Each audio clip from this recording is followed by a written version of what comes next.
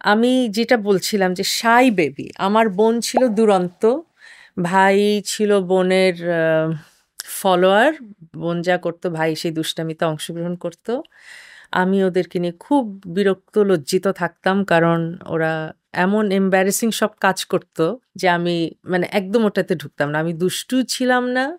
আমি খুবই শান্ত বাচ্চা ছিলাম এবং আমার পড়াশোনার বাইরে আমার মূল কাজ ছিল গান গাওয়া এবং বই পড়া। আর তখন যেহেতু সকালে স্কুলে যেতে হতো আমাদের নিয়ম ছিল যে ৯টা-১০টার মধ্যে ঘুমিয়ে যেতে হবে, লাইট অফ করে ফেলতে হবে। তো আমি আমাদের বাসার হেল্পিং হ্যান্ডকে খুব একটু, যেহেতু আমি নাইস ছিলাম, আমার বিহেভ খুব ভালো ছিল, আমি তাকে রিকোয়েস্ট করলাম যে আমাকে একটা টর্চ লাইট কোনোভাবে ম্যানেজ করে দিতে। সো সেই ভদ্রমহিলা আমাকে একটা টর্চ লাইট দিয়েছিল।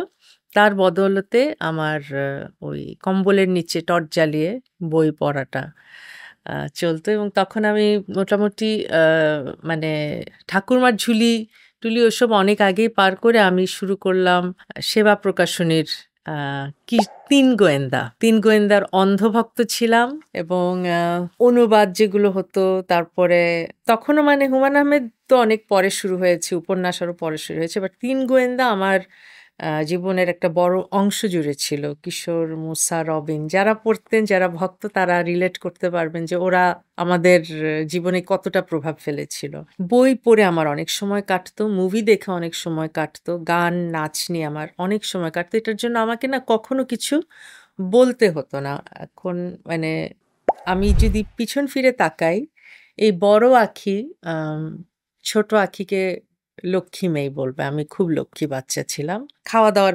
ব্যাপারটা ছাড়া। বাকি সব কিছুতেই মোটামুটি বাবা-মাকে আমি আসলে অত জ্বালাইনি। কারণ পড়াশোনাও মোটামুটি ভালোই করতাম, খারাপ না। আর এক্সট্রা কারিকুলার এক্টিভিটিস গান, নাচ, আবার ছড়াও লিখতাম বসে বসে।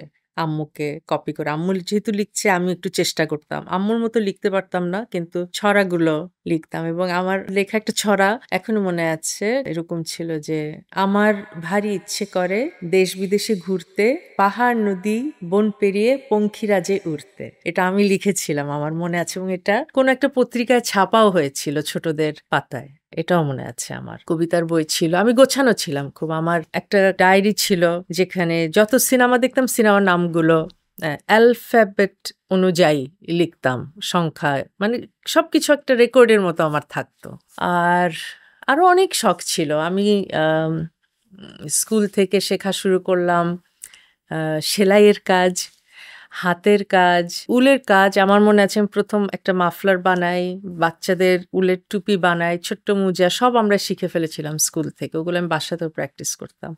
রান্না সব মিলিয়ে মোটামুটি খুব এসব বিষয়ে আমার আগ্রহ ছিল।